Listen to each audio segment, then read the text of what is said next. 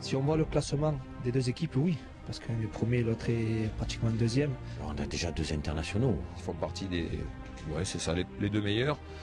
Au niveau national, c'est sûr. On a quand même le portier de l'équipe nationale italienne. Quand on sait la valeur des Italiens, Sirigu est en train de s'imposer à la tête de la squadre. J'aime bien Sirigu. Bon, il est aussi souvent moins sollicité que Steve Mandanda.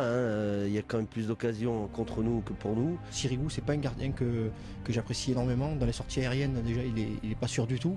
C'est un gardien quand il y a un joueur qui se présente à lui et que ce joueur-là lui propose une frappe croisée, j'ai l'impression qu'il se place pas bien. Il s'aligne pas par rapport à son poteau et par rapport à la trajectoire. Il n'a pas la bonne fermeture d'angle.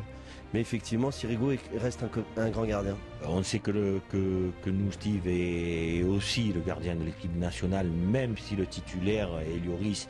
Mais malheureusement pour eux, il n'y a qu'un poste, donc autrement il pourrait jouer.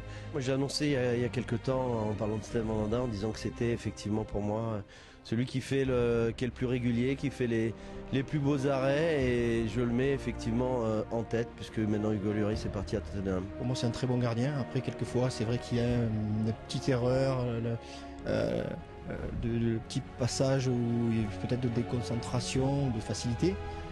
Mais comparé à Sirigu, je préfère Mandanda. Mais bon, je crois qu'on a affaire à deux très bons gardiens.